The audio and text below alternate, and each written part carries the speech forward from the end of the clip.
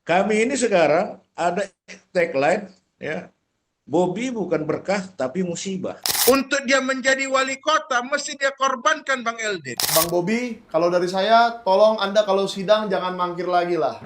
Pemantik untuk hanya buat ribut untuk mengalihkan isu sebenarnya. Betul, betul. Isu apa yang mau dialihkan, Bang?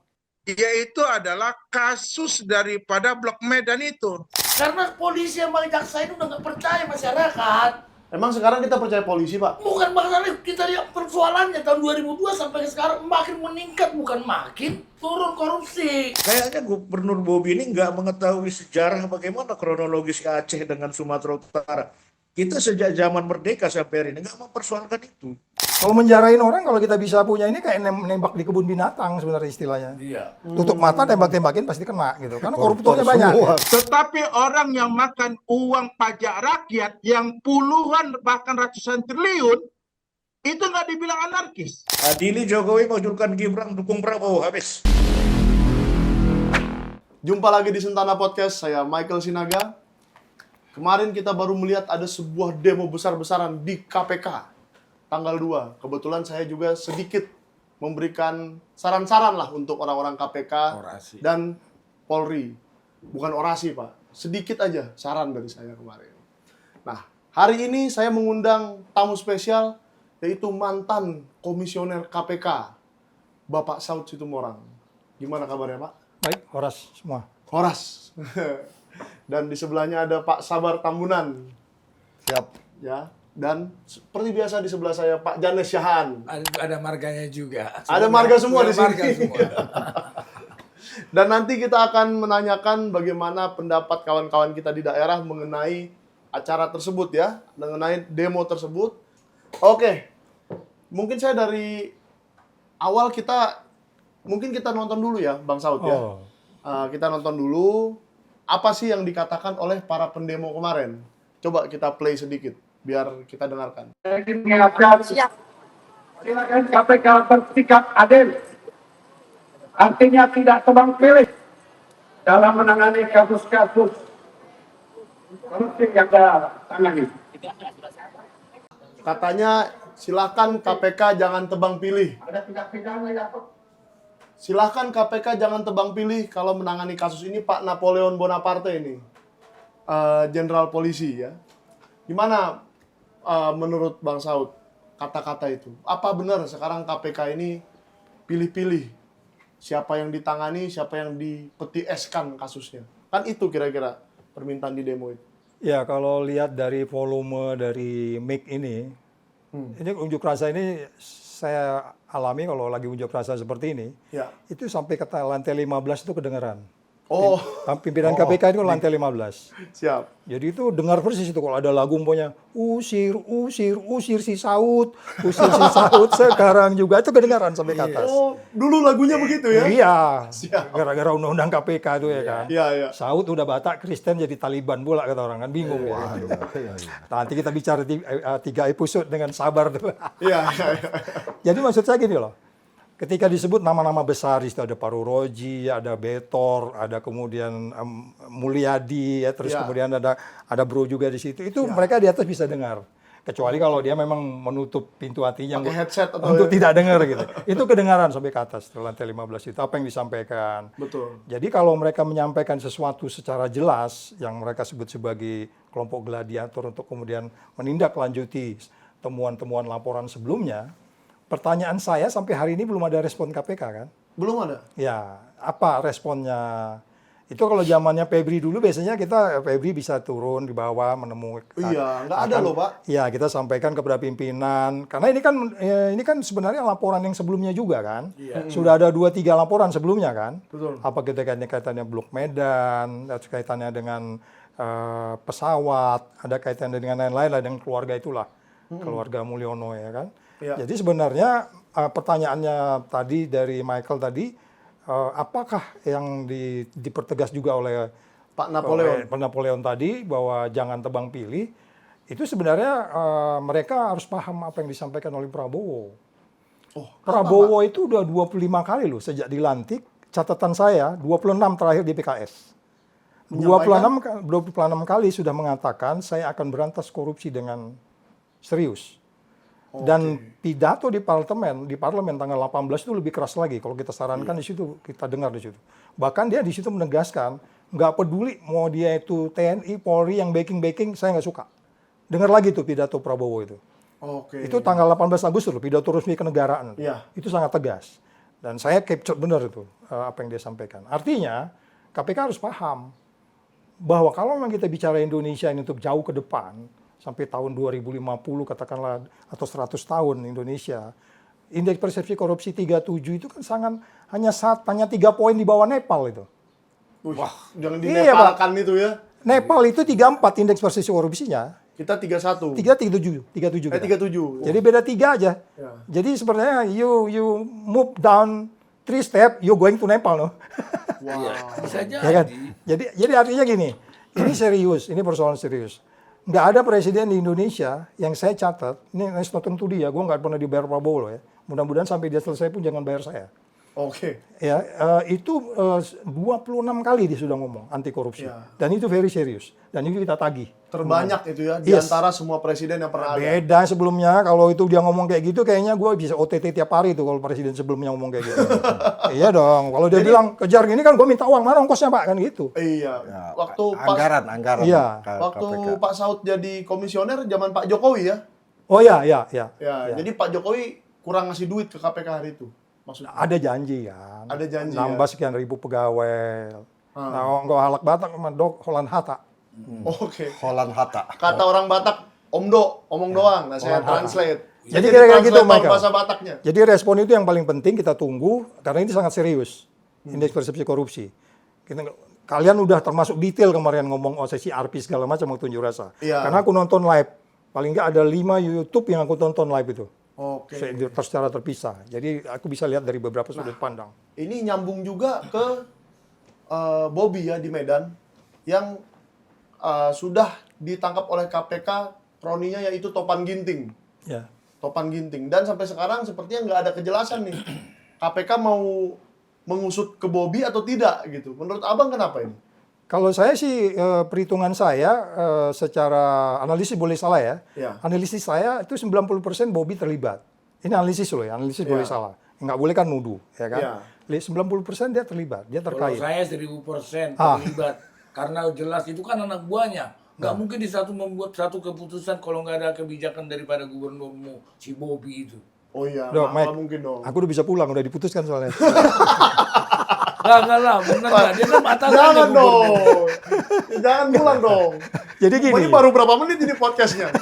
Ya. Jadi begini, sebenarnya kalau disampaikan oleh Lai tadi tuh bahwa sebenarnya saya pernah di salah satu TV mengatakan, coba kita panggil 2-3 gubernur hadir di show ini, saya bilang. Ya. Tanya sama dia, mungkin nggak kepala dinas ini melakukan sendiri tanpa gubernur ngomong? Ya nggak mungkin Nggak lah. mungkin. Ya, Nggak ada SK kepala dinas, tapi SK gubernur ada. Pasti digeser jadi apa namanya staf ahli. Jadi Tenaga Michael, ahli. dari situ sudah bisa kita jawab bagaimana permintaan jaksa kemarin supaya dia dihadirkan. Kan jaksa sudah minta Ya. supaya dia dihadirkan untuk memberikan keterangan. Jadi sebenarnya itu bahasa lainnya hakim sudah melihat. Sebenarnya ini dalam pemeriksaan nama Bobby harus sudah muncul di dalam BAP-nya si apa tuh? Topan Ginting. Iya, harusnya udah begitu. Ya kalau Bapak ini ketua KP-nya udah sebelum apa udah masuk, sebelum itu rasa udah masuk si Iya. Bobby. Udah 90% Dan loh. dan yang kedua yang banyak spanduknya di jalanan itu ya dipasang kawan-kawan relawan di situ adalah Noel, Yakut, lalu siapa lagi Pak Janes? Kan Oh, Bapak waktu- hafal tuh. Waktu Nadim, siapa lagi? Nadim itu si Lut terlibat karena si Lut Oh, gladiator ya, waktu acara Iya. gladiator. Iya. Jadi mereka memasang nama-nama itu Noel, Yakut, Nadim dan kawan-kawan Luhut semua ada kalau nomor 1. bahwa di BAP mereka, keterangan mereka menyebut nama Jokowi. Maka itulah yang membuat aksi kemarin itu adili sedikit. Jokowi, Yo. makzulkan Gibran. Oke. Menurut Abang pas nggak itu? Apa prematur? Ya tujuan kita memang kan menegakkan keadilan, kebenaran, kejujuran. Ya. Tujuan hidup kita tuh apa di dunia ini? Sebelum kita mati masing-masing nih. Menegakkan keadilan, kebenaran, kejujuran. Nah kemudian kalau ada bicara formil dan materi di dalam peristiwa tindak pidana korupsi, jangan lupa itu daluarsanya tuh lebih dari 18 tahun loh. Oke. 18 tahun ya. Iya, boleh kita bilang bahwa kita tidak akan menyelesaikan dalam tempo dekat.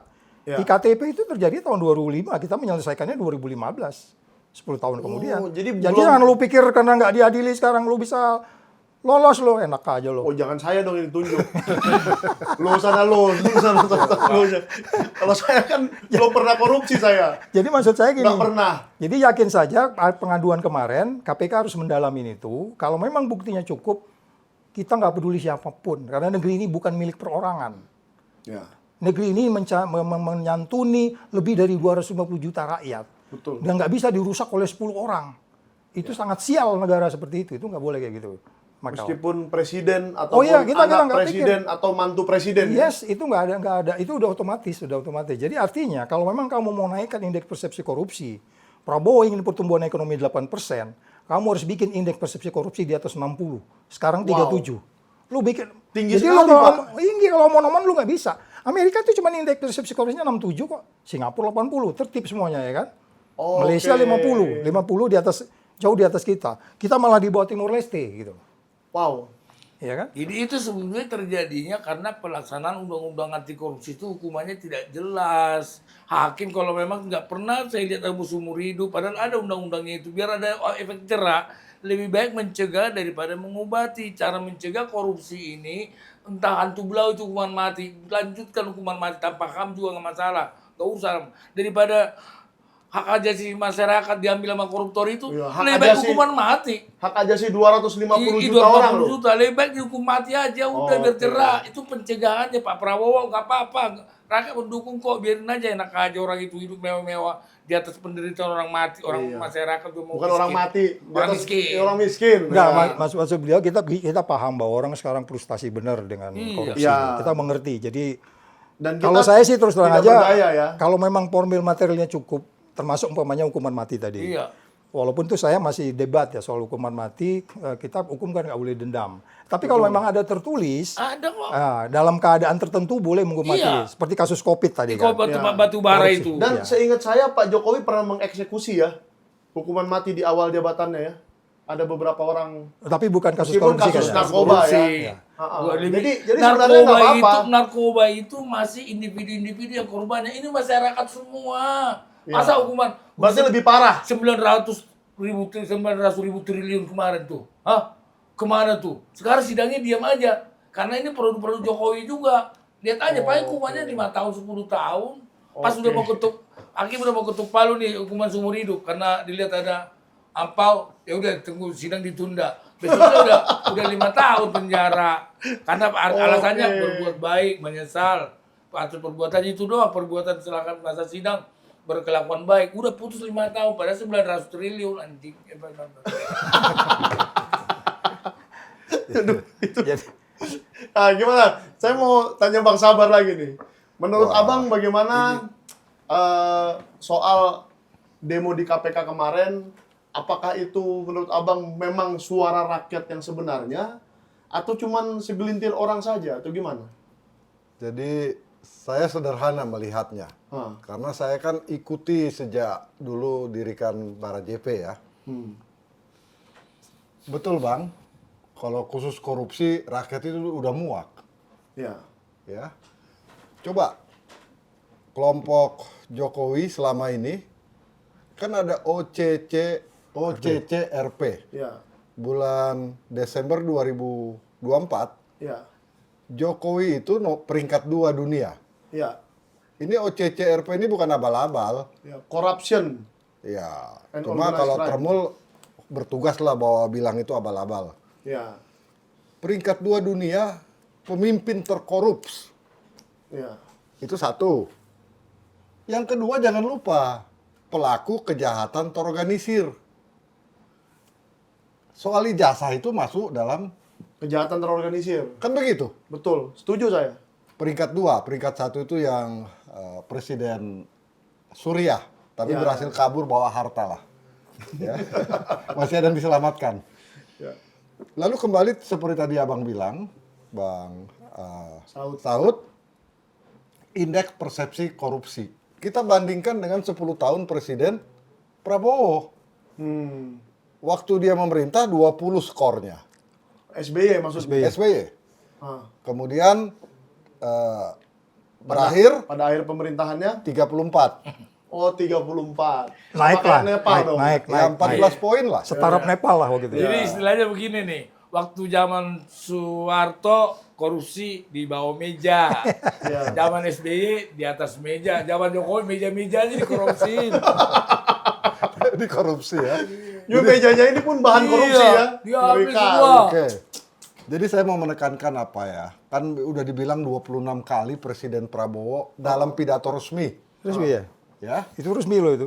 Resmi. Ya, saya tidak seintensif Bang Saud, Ya. ya. Jadi kembali selama pemerintahan Presiden Jokowi kan naiknya cuma 3 poin. Betul. Iya, naik terus jatuh lagi lah. Nah, sekarang jatuh lagi. Jatuh lagi. Tapi yang kedua, itu yang pertama. Yang kedua, Ketiga, saya juga, berarti kedua. kan begini, ini solusinya apa sih? Nah, Ya, apapun ini pemberantasan korupsi ini kan berpengaruh ke ekonomi, betul. ya. Itu Prabowo memang harus betul-betul memimpin dengan kuat. Nah, dia akan menjadi kuat, merasa lebih kuat kalau rakyat mendukung. Ya. Kan begitu. Nah, rakyat Jadi- mendukung nggak nih? Nah, itu yang saya lihat tanggal 2 Oktober Nah. 2025 itu kan baru sekali aksi Di Jakarta. di Jakarta. Hmm. Bagaimana ini juga menular ke katakanlah kota-kota provinsi. Oke, ke seluruh Nusantara lah ya. Iya, menjadi bergulir seperti bola salju. Oke, kita tanyakan ke kawan-kawan di Medan ya, di Sumut ya. Saya mulai dari Bang Sabar Sihite aja dulu. Menurut Abang, aksi yang di KPK itu kemarin seperti apa sih? Apakah itu ya penilaian Abang mengenai itu, apakah itu menjadi modal juga untuk Abang semangat berjuang? Gue salah ngomong juga ya, gimana nih? Apa pertanyaannya? Bang, kalau Abang melihat demo yang di KPK kemarin, apakah Abang jadi semakin bersemangat dengan yang di belakang Abang itu, poster itu? Adili Jokowi memakzulkan Gibran. Gimana Bang? Makasih. Sebelumnya saya sapa dulu ini narasumber hebat ini. Ada Bang Saud Situmorang, Horas Bang. Ada Bang Sabar Tambunan, Horas Ketua. Juga ada Bang Janes, Andes Yahan. Ya ini ketuanya justru. Siapa lagi kalau bukan pos kenamaan kita Bang Michael Sinaga. Siap. Juga abang saya Bang Ari Darmawan yang lagi sibuk. Baik, terima kasih kesempatan yang baik ini. Saya ingin mengatakan bahwa demo kemarin adalah luapan daripada kenyataan keterbatasan masyarakat menerima kenyataan. Kenapa? Karena demo itu lahir daripada sebuah keinginan yang intinya adalah negara ini harus berlaku adil kepada siapapun. Tidak terlepas apakah dia mantan presiden dan selain sebagainya. Tapi hari ini target kita semua ke KPK.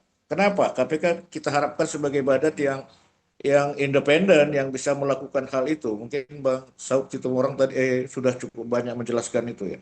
Tapi hari ini kita lihat sebelum itu pun kemarin kita teman-teman saya dari Sumatera Utara ada yang menamakan KAMAK ya, Koalisi Masyarakat Anti Korupsi, itu sudah berulang-ulang mengadakan demo di KPK tentang kenyataan bahwa di pusat maupun di daerah, kalau di daerah utamanya tentang si Bobi menantunya ini ya, putra mahkota yang keberapa nggak tahu nih.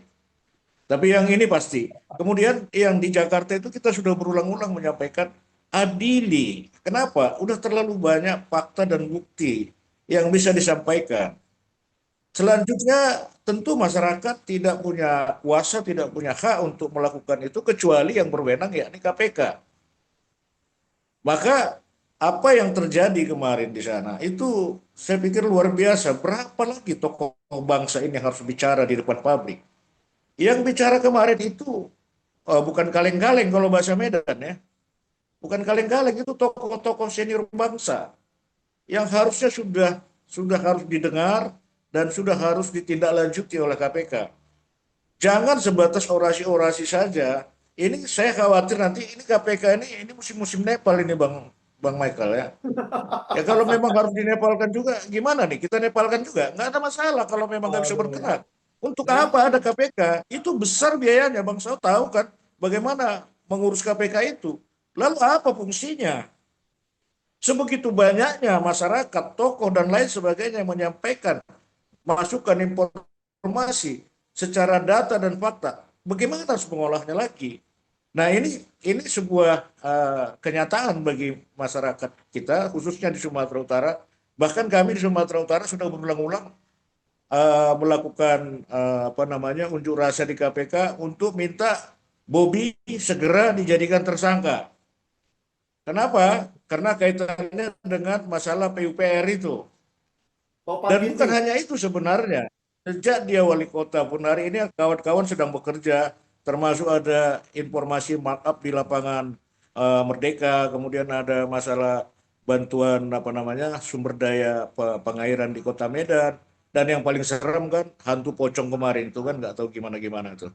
Walaupun itu katanya sudah diselesaikan, ini masalah pidananya kan nggak bisa begitu. Memang masalah pidana bisa berdamai, kan nggak bisa.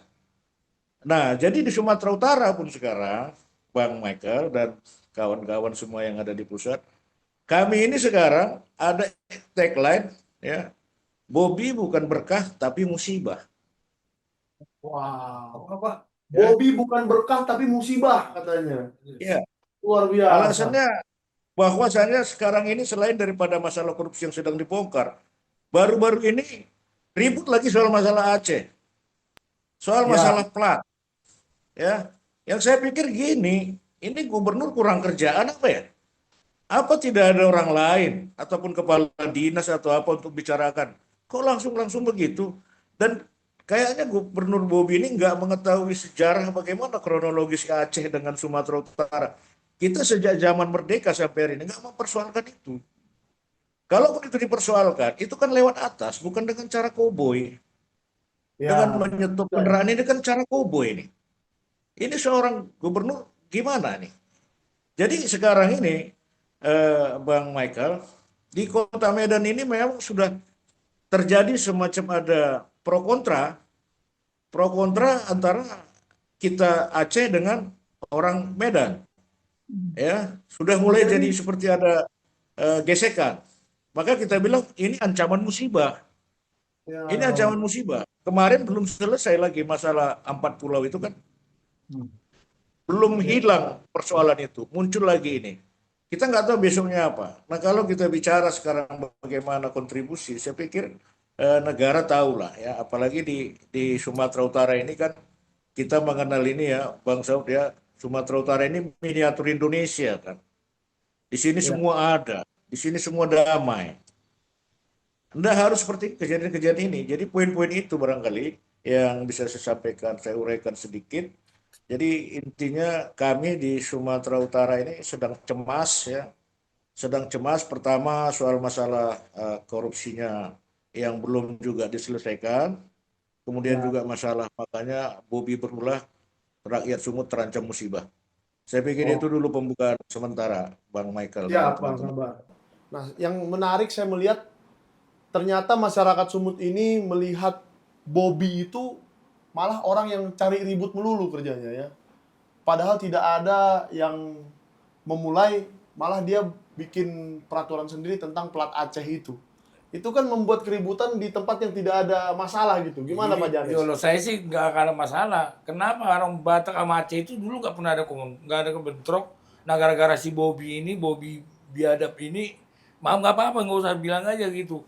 Dia mau memecah belah. Kebetulan ada Irawan, ada orang Aceh kita ini. Ayo tuh ada Irawan. Bang Ade Darmawan. Ada Darmawan, maaf. Kok jadi Bang Ade Irawan? Darmawan. Ya, Ini orang Bang Aceh. Ade, sudah siap? Gimana Bang? Lama di sana lah. Lama di Aceh. Nah, gimana menurut Abang? Tadi kan Bang Sabar sudah memulai dengan yang lagi ngetren tuh, bahwa si Bobi sedang menindak plat-plat Aceh yang masuk ke Sumut. Apa menurut Abang tentang itu? Provokasi. Dia ini kan gini, undang-undang itu kan dia nggak pahamnya, nggak mengerti. Kan ada orang hukum yang mesti membisikkan kepada dia gimana sebenarnya peraturan. nampaknya ini hanya memancing apa ya? Pemantik untuk hanya buat ribut untuk mengalihkan isu sebenarnya. Betul, betul. Isu apa yang mau dialihkan, Bang? Ini sebenarnya yang paling terbuka, yang paling terang benderang, yaitu adalah kasus daripada Blok Medan itu. Itu sebenarnya terang benderang. Tetapi apakah KPK ini tidak punya keberanian mengungkapnya? Itu satu. Kasus plat BL itu hanya pengalian isu menurut saya. Supaya masalah topan. Yang paling fatal lagi adalah kasus korupsinya Bang Elden dengan Kode Saka. Kode Saka ini adalah pemegang proyeknya itu adalah Akbar Himawan Bukhari. Ketua Umum HIPMI sekarang. Udah. Belakang Akbar Himawan Bukhari itu ada Bobi Nasution. Jadi ketangkapnya Bang Elden itu adalah bahagia skenario dari mereka. Kan keji kali, kejam kali caranya seperti itu kan. Untuk dia menjadi wali kota, mesti dia korbankan Bang Elden. Dengan kasus apa? Dengan kasus korupsi. Tetapi adalah proyeknya siapa yang megang? Yang proyeknya Akbar Himawan Bukhari. Itu langsung kepolisian itu mengambil beberapa bahan baru KPK masuk. Jadi udah tidak ada lagi berkas di situ. Oh, jadi sudah disetting ya? Sudah didatangin ke rumahnya apa semua. Apa hasilnya? Itu kasus Bang Elden itu kenyataan besar-besaran bobroknya KPK. Nggak usah dulu masalah plat BL ataupun BK. Masalah di situ saja. Siapa di belakang Akbar Himawan Bukhari? Bobi Nasution. Kok saya katakan nggak perlu pakai Nepal. Revolusi total aja gitu. Mohon maaf yang udah tua-tua. Lebih tua-tua, yang tua-tua ini minum racun bunuh diri aja sendiri daripada kena revolusi seperti ini. Yang muda-muda ini habis semuanya. Diracunin. Otak. Apa otak apa? Semua pergerakan uang, semuanya dimomotif seperti itu. Inilah kerja kapitalis, kerja neoliberalis. Ini lebih parah daripada komunis. Jokowi itu adalah lebih bandit daripada komunis. Kalau dibilang komunis, orang komunis saja tidak mengakui Jokowi itu komunis. Di masa Jokowi, yang namanya Pancasila menjadi bintang penuntun, habis semuanya. Dia membuat ternak peternakan oligarki di semua lini. Macam Pak Luhut tidak ada pernah malu. Apa yang telah klaim buat untuk negara, kalau nggak keluarkan dari negara ini. Cakap apa itu? Rakyat menanggung korupsi, rakyat menanggung hutang. Daripada kerakusan korupsinya mereka. Ini tak begini bagi sebuah tatanan negara. Kalau hanya ganti presiden, ganti wakil presiden, tidak ada merubah sistem, sama saja. Revolusi aja lah. Itu ya Bung Mikel. Siap, Bang. Ini ternyata lebih parah dari yang saya duga ya, cara berpikirnya reaksi mereka di Sumut mengenai kinerja KPK belakangan ini. Karena memang kami juga yang di pusat melihat ya sudah banyaklah kasus-kasus korupsi yang penanganannya nggak beres. Ternyata ini kasus yang di Sumut ini juga parah ini, Bang. Gimana menurut Bang Saud? Ya itu tadi saya Responnya. katakan kembali lagi, kalau memang formil materialnya jelas, itu kan sudah disebutkan kan, untuk mencari dua bukti di Indonesia ya, untuk mencari dua bukti yang cukup itu nggak susah kok. Iya. Kadang-kadang kita minta tolong tetangganya, tahu kok dia punya mobil 3 biji nggak jelas dari mana. Oh iya. Jadi betul. untuk mencari dua bukti itu di Indonesia itu nggak susah. Kan syarat pidana itu kan 2 bukti yang cukup. Iya. 2 alat bukti. Ini Bobi 2 loh buktinya. 2 nggak? Lebih dari berapa, Pak? Ya mungkin udah lebih ya. Lihat Bang Jansen. 20 tambah sekian-sekian. Banyak banget dosa dia. Nah, Banyak. jadi makanya saya bilang, Termasuk dulu, paling utama sebetulnya cara pemilihan dia jadi gubernur Sumatera Utara itu kita sebetulnya punya data. Dia ada kecurangan bansos. Udah selesai. Oke. Nggak pantas jadi gubernur itu. ya jadi maksud Lai Jansen adalah bahwa akhirnya integritas seseorang itu, dia berperilaku korup atau tidak, itu tercermin dari banyak hal. Iya. Dia nggak ngerti bahwa mie Aceh di Medan itu dimakan oleh orang Medan. Ya nggak? Ya. Yang jual orang Aceh nggak ada masalah. Nggak ada masalah. Dia nggak ngerti. Makanya saya bilang kalau otaknya udah korup, dia nggak ngerti Pak. Dia bicara kebutuhannya dia aja. Dasar pemikiran platnya itu nggak jelas. Jadi integritas seseorang ketika dia korup itu tercermin dari perilakunya. Tapi masuk akal juga ya bahwa itu pengalian isu ya Pak. Oh ya bisa jadi. Itu analisis Supaya yang orang keren tuh. lupa dengan topan ginting dan semua ini. Itu analisis keren, tapi itu kan nggak terpengaruh oleh dua bukti yang cukup tadi kan. Oleh sebab itu penyidik-penyidik di KPK harus justru mempercepat itu karena orang ini actually dia useless. Oke. Ya dia hanya bikin masalah di daerahnya kan. Betul. Gubernur itu kan harus jadi membawa tenang, rakyatnya damai. Tapi kalau orang perilaku mensejahterakan. korup, iya mensejahterakan, membahagiakan rakyatnya. Tapi kalau perilakunya korup, itu nggak bisa. Itu dari dalam keluar. Iya. Oke. Jadi selalu salah aja karena dia bicara konflik of interest-nya. Apa interest dia membicarakan plat nomor gitu? Iya, katanya mau cari pajak lebih banyak katanya. Katanya ya. Mobil plat BK lebih banyak juga di Aceh kan?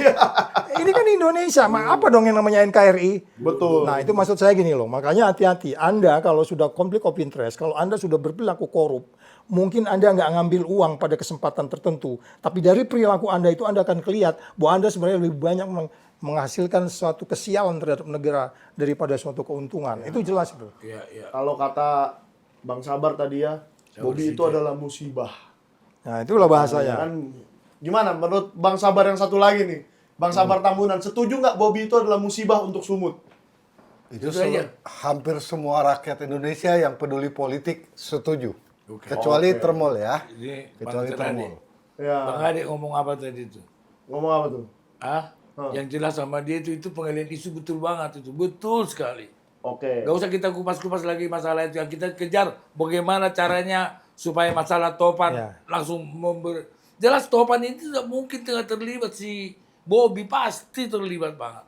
Oke, jadi apa nih yang bisa kita lakukan? Apa kita menggeruduk KPK lagi? Kayaknya Tapi Gak, sebelum saya itu, bilang begini, Pak Prabowo tolong perintahkan Ketua KPK supaya segera mengusut tuntas si topan ini. Sebenarnya Pak Itu Prabowo aja. udah ngomong di acara PKS kan dia bilang, saya udah Ya. perintahkan kejaksaan juga. Ini termasuk tergantung ini dong, termasuk juga ini dong. KPK nggak ngomong kok. Ada disebut juga. Nggak ada Pak, coba buka. Nggak ada Cuman KPK. jaksa aja. Jaksa doang sama kepolisian. Oke, berarti Pak Prabowo masih kurang pidatonya ya? Nggak, bukan. karena lupa Prabowo aja. sudah berlebih.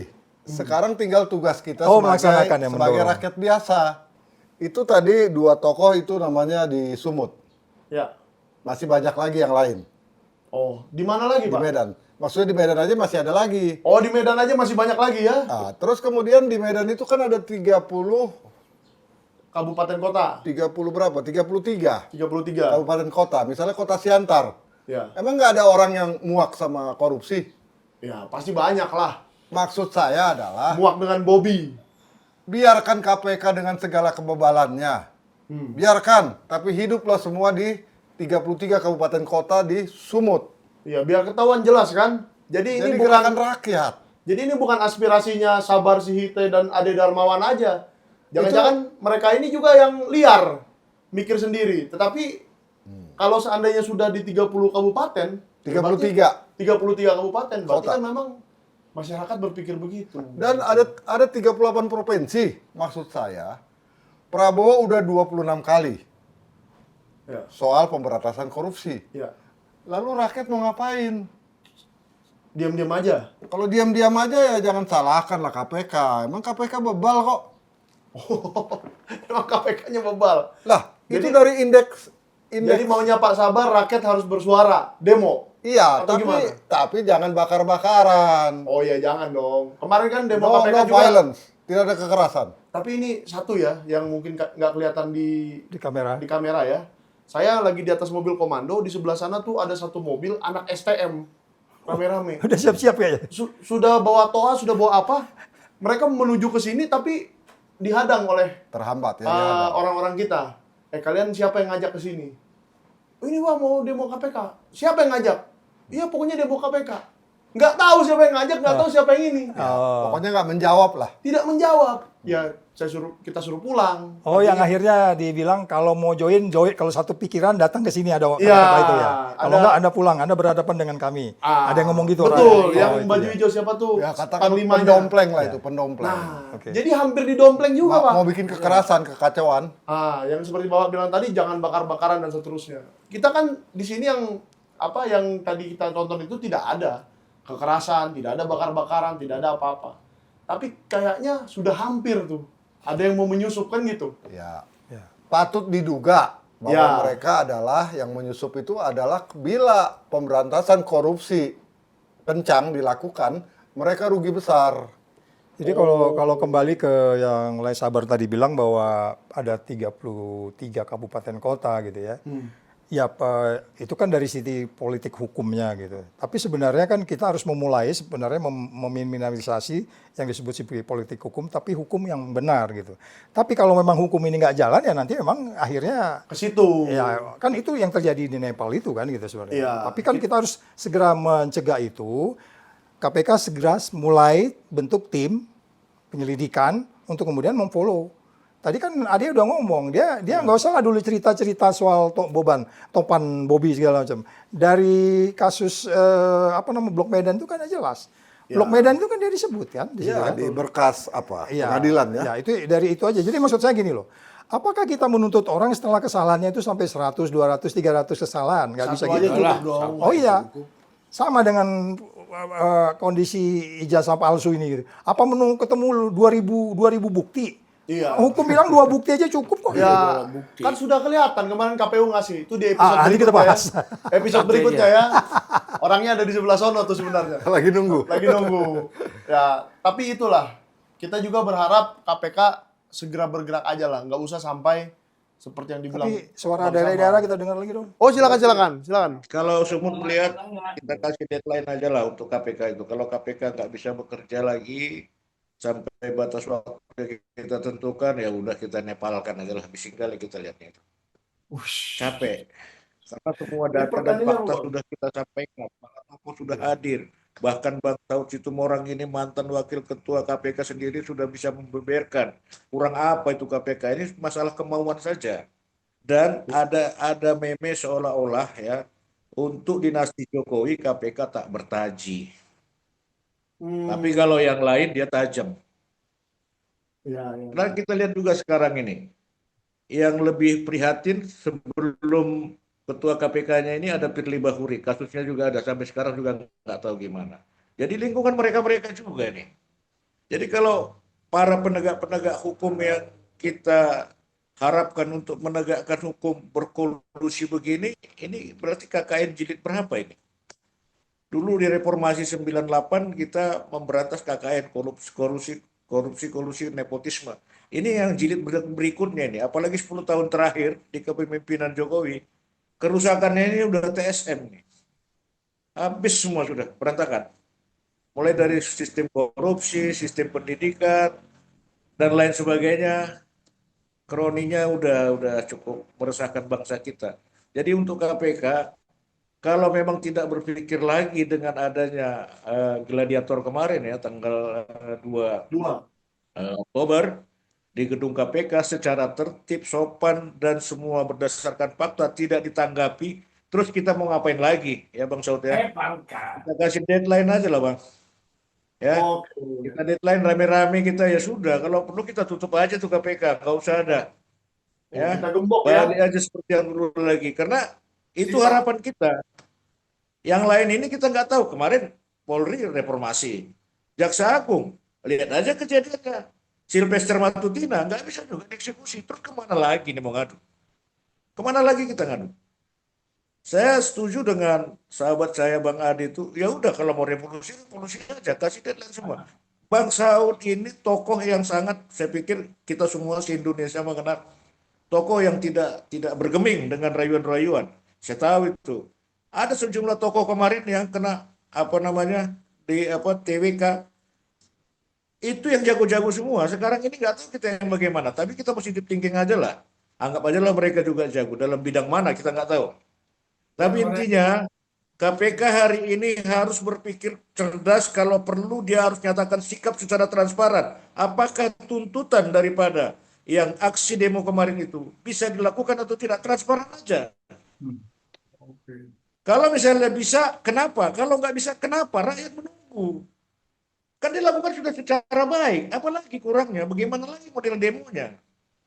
Ini semua jadi perhatian kita, dan di Sumatera Utara ada pula putranya satu kan. Kita juga sedang meminta KPK, mendesak KPK. Bahkan Hakim Tipikor kemarin meminta Bobi dihadirkan. Tapi kita tunggu juga ini. KPK belum juga ada gerakan, ada apa. Jadi di sini-sini aja berputar. Jadi di Sumatera Utara, ya Bang Ade ya, kawan-kawan, kita siap-siap aja lah. Ya. Ribet kali kita membahas-bahas masalah untuk mencari keadilan aja begitu. Katanya kita negara demokrasi, negara hukum dan sebagainya. Ya, adili Jokowi, mojulkan Gibran, dukung Prabowo, habis. Saya pikir itu, makasih. Iya, Bang Ade, gimana tuh? Bang Ade, katanya kan Bobi sudah mau dihadirkan di sidang, tapi nggak juga. KPK nggak bergerak juga. Apa yang harus dilakukan nih kalau demo yang baik-baik sudah nggak bisa? Nanti kita bakar kantor KPK dibilang anarkis. Bentrok dengan kepolisian dibilang anarkis. Tetapi orang yang makan uang pajak rakyat yang puluhan bahkan ratusan triliun, itu nggak dibilang anarkis. Saya minta pembuktian terbalik. Coba buktikan harta kekayaan keluarga KPK. Keluarga daripada pegawai KPK. Dia, anak, istri, pamannya, adiknya, apa semua, kemana mengalir? Rumah ini bukan atas nama komisioner atau bukan nama pegawai, tapi nama orang lain. Tapi pemiliknya dia. Kita harus perlu tahu, KPK ini dibentuk Presiden Megawati tahun 2002 loh. Kenapa dibentuk ini? Karena polisi dan kejaksaan udah kotor. Saat itu ya. Udah kotor. Ternyata lebih kotor lagi KPK. Karena indeks korupsi dari 2002 ke atas sekarang makin besar. Bubarkan KPK.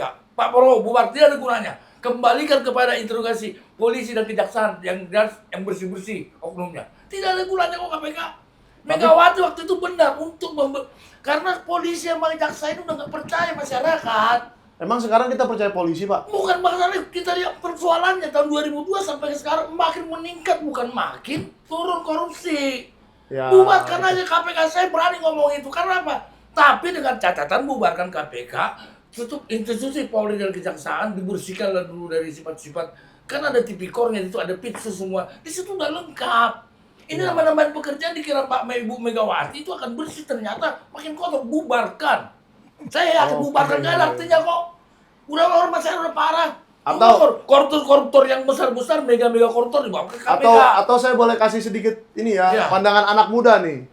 Dulu saya merasa KPK itu waktu isinya sipil lebih bagus loh. Tapi sekarang kan Firly itu polisi. Sekarang siapa ketuanya itu? Bukan Polisi sesuai lagi. Megawati lengser, ganti langsung. Waktu diangkatnya Megawati, Pak Panggabean itu ya, waktu itu ya, ketua KPK pertama. Ya. Itu Tupak. Tupak Panggabean itu kan. Itu bagus. Itu memang benar-benar dia nggak pernah main golf. Kayak bapak, selama bapak KPK nggak pernah main golf kan?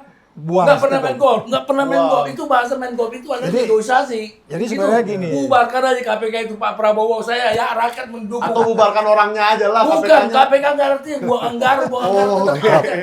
Kita harus lihat apa pekerjaan KPK tahun 2002 sampai sekarang, bukan menurunkan koruptor, meningkatkan. Jadi kalau proyek-proyek besar mega 900 triliun, langsung di tangan KPK.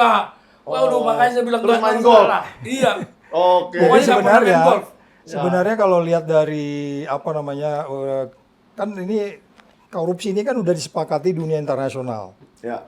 Makanya ada piagam PBB anti korupsi. Betul. Iya. Kita udah tanda tangan. Betul. Itu di eranya SBY. SBY. Habis kita tanda tangan, kita ratifikasi, kita sesuaikan dengan undang-undang kita. Tapi banyak yang belum selesai, undang-undang perampasan aset dan lain seterusnya. Ya. Jadi kalau kita akan kembalikan bagaimana KPK berdiri kemudian indeks persepsi naik, topnya itu kan waktu saya di sana itu 40.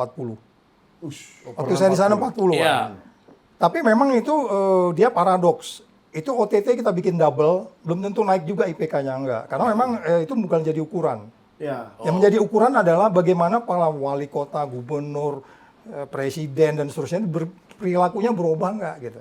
Kalau menjarahin orang, kalau kita bisa punya ini kayak nembak di kebun binatang sebenarnya istilahnya. Iya. Tutup mata, tembak-tembakin pasti kena gitu. Karena koruptornya banyak. Semua. Karena semua koruptor. Iya, gitu iya. ya. Ya, jadi maksudnya gini. Binatang. Makanya ketika kemudian undang-undang KPK diganti, kesialan itu makin jadi gitu. Betul. Nah, itu yang saya bilang, Prabowo tidak akan pernah keren sebelum dia mengembalikan undang-undang KPK.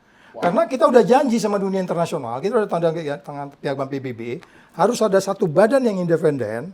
Terserah itu nanti apakah polisi, tapi ada penegasan, ada satu badan independen. Di Amerika kan nggak ada KPK, adanya FBI semua kan. FBI, Nah, betul. jadi ada satu badan yang independen, itu piagam komitmen kita. Jadi kalau kita bilang akhirnya perilaku berubah tadi seperti Ade Darmawan bilang tadi potensi-potensi konflik orang-orang di KPK itu sudah mulai berpotensi itu yang dia bilang tadi itu jadi ATM. Ya.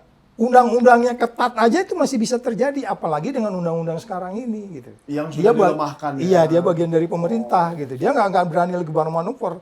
Kan kita punya pengalaman bagaimana Agus Raharjo disuruh berhentikan di IKTP, kita nggak peduli kan. Iya. Ya, Disuruh Agus Raharjo. hentikan kata begitu datang dimarah-marahin. Nah, lu siapa kan gitu kan? Kita jalan kasusnya kan gitu. Iya. Jadi makanya saya bilang Prabowo kalau mau keren, segera aja bikin perpu, nggak usah di DPR. Bikin Lama aja ya perpu, kalau di ya, DPR, ya. lama, bikin aja perpu. Kalau bilang perlu konsultasi sama Michael aja bisa. Ya sudah. Konsultasi sama Pak Janes aja lah. Pak Janes. Loh, pusing saya. Ini orang lapangan jelas Iya. ini. Saya nggak Iya. pernah ke lapangan golf, enggak. Oh, iya. Ke lapangan. Jadi sebenarnya kalau mau keren itu supaya cepat, kemudian bisa kita tuntutan tadi nggak jadi seperti indeks persepsi korupsinya 3 langkah ke belakang kita satu kelas sama Nepal kan. Iya. Dan ini satu kelas sama Sedih Nepal sekali juga, sih. masyarakatnya bisa satu kelas sama Nepal juga. Iya. Nah, itu yang kita harus Sedih sekali waspadai. ya. Kita jauh di bawah Malaysia, Ya, hanya sedikit aja di atas Nepal. Itu sedih sekali. jadi Gimana nih closing statement dulu kita supaya ada Bang Sabar lu, Bang Sabar Siti lu. dari Bang Sabar Site. Oh, dari Singkat Medan, aja. Medan. Closing Singkat, statement jangan 1 menit. Oke Bang, gimana closing statementnya Bang Sabar Site? KPK introspeksi diri, kalau memang nggak berfungsi bubarkan aja. Mantap. Jangan tunggu kemarahan rakyat lebih parah dari yang sekarang ini. Ya. Ya, kenapa? Anda yang didaulat sebagai penegak hukum di negara ini, kami melihat tebang pilihnya terlalu tajam. Kedua, untuk yang lain-lain, barangkali kita tahu semua, jangan sampai untuk dinasti Jokowi semua tak bertaji, supaya semua kembali kepada porsinya. Dan kepada para pejuang demokrasi hukum, kita tetap kasih support, semangat untuk terus berjuang, jangan patah. Bang Saud dan kawan-kawan masih banyak lagi ya tokoh-tokoh yang masih bisa memberikan kontribusi kepada negeri ini. Teruslah berkarya, kami akan dukung sekemampuan kami. Saya pikir itu aja closing statement kita. Terima Siap. kasih. Oke. Dari Bang Ade Darmawan 1-2 menit Bang. Closing statement. Masalah semuanya ada di gotong royong. KPK juga seperti itu. KPK ya punya pegawai punya kaki dia sebagai agen KPK pertama. Terus agen KPK kedua, agen KPK ketiga. Agen KPK ketiga ini yang mencari korupsi-korupsi, melapor ke agen kedua melapor ke agen satu melaporkan. Kok KPK tanya, mana buktinya kalian, mana buktinya kami? Yang ngambil itu agen ketiga duitnya, tapi setorannya juga ke sana. Jadi sistem itu harus dibereskan ya Bang ya? Bagaimana sistem itu beres dengan jiwa gotong royong? Oke. Tapi bukan gotong royong bareng-bareng korupsi dong. Pemimpin itu tidak bisa melakukan kalau diri dia tidak sadar atau dia sudah selesai dengan dirinya. Syarat menjadi eksekutif, syarat menjadi legislatif, syarat menjadi yudikatif harus selesai dengan dirinya sendiri. Baru bisa. Bang Sabar gimana? Saya kira di Sumut, di kota Medan dan kota-kota lain banyak Oke. muak kepada KKN, terutama KKN daripada dinasti politik Jokowi dan kroni-kroninya. Di Medan ada, atau di Sumut ada Bobi Nasution. Nasution. Itu harus jadi target untuk diadili. Oke. Jadi jangan ya Bang Bobi, kalau dari saya tolong Anda kalau sidang jangan mangkir lagi lah. Jangan ikuti kebiasaan mertua Anda Yaitu kalau disuruh sidang kemana-mana, di Solo, Sakit. di Sleman, Sakit di otak Komisi Informasi, mau dimanapun, mangkir melulu kerjanya. Ya. Inilah salah satu ya bapak bangsa katanya dia. Tetapi Tapi jangan didambeti. oh enggak.